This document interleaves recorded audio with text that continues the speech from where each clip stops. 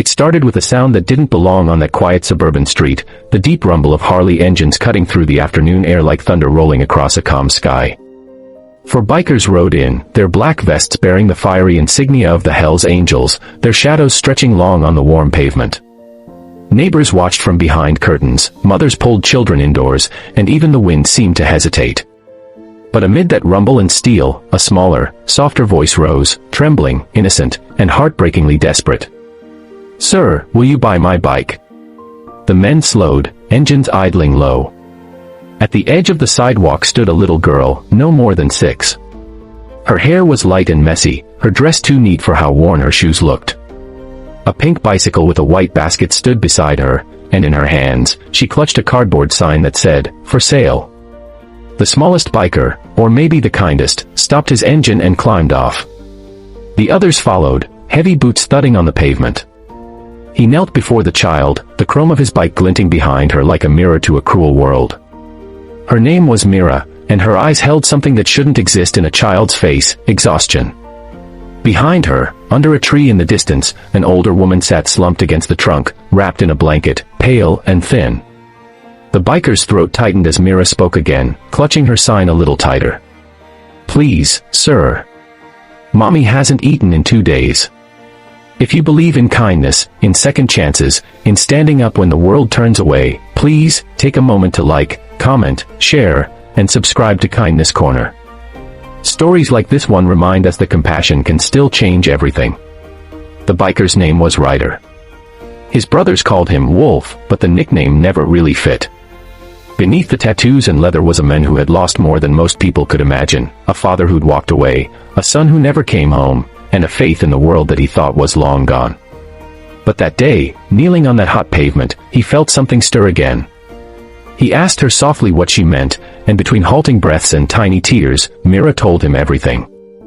Her mother, Clara, had worked at a local catering company owned by a man everyone in town respected, Mr. Hensley, the CEO who smiled on magazine covers and donated to charities for the cameras. When the company downsized, Clara was among those fired. She pleaded with him, begged to keep her job just a few weeks longer so she could feed her daughter. But Hensley didn't care. He said she was replaceable. Since then, Clara had been too weak to find new work. The bills piled up, the fridge emptied, and pride kept her from asking for help. Mira had taken her only toy, her pink bicycle, and decided to sell it for food. Ryder felt something inside him snap, like the last thread holding back years of buried anger. His brothers, Tank, Viper, and Mason, had seen that look before.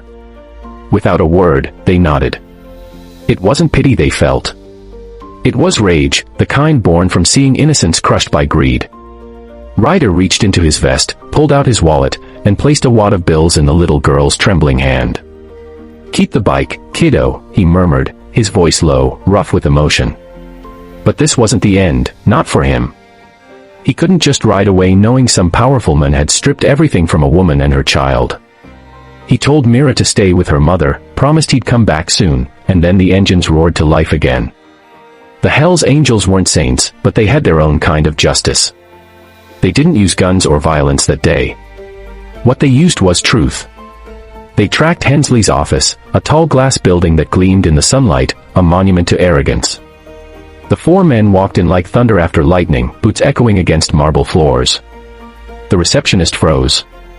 Ryder's eyes found Hensley's through the glass wall of his office, the kind of man with a gold watch, a fake smile, and hands that had never worked an honest day in years. "What is this?" Hensley scoffed as they entered.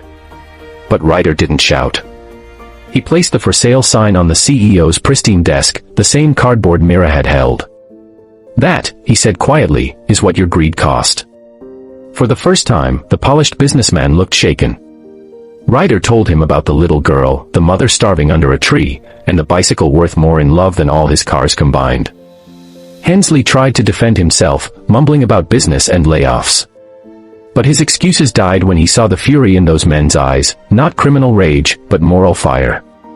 They didn't hurt him. They didn't have to.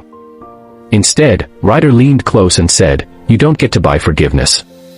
But you do get a chance to do what's right." By sunset, the news had spread across the town that the CEO who once fired a struggling mother had anonymously donated a year's worth of groceries to families in need, paid off hospital bills for single parents, and rehired those he'd wronged. No one knew what changed his heart. Only a few rough men and a little girl with a pink bike did. When Ryder and his brothers returned to that tree later that evening, Mira ran to them, her eyes wide with joy. Her mother, Clara, stood now, still weak, but smiling for the first time in weeks. The light caught her face, and Ryder noticed the way her hand trembled when she tried to thank him. He simply nodded, tipping his head as the engines cooled beside them. "You don't owe us anything," he said. "Just promise you'll never give up." They shared bread that night, the bikers, the woman, and the little girl who'd sold her bike not for toys, but for love. The sunset painted gold across the chrome, the grass, and the cardboard sign that now lay folded in Myra's lap. For a moment, the world didn't seem so broken anymore. If this story has touched your heart, if it reminded you that compassion can come from the most unexpected places, please take a second to like, share, comment, and subscribe to Kindness Corner. Every click helps stories of real kindness reach those who need hope the most. And before we end, tell us in the comments below, what would you have done if you were in Ryder's place? Because sometimes, all it takes is one act of courage to make the whole world believe in kindness again.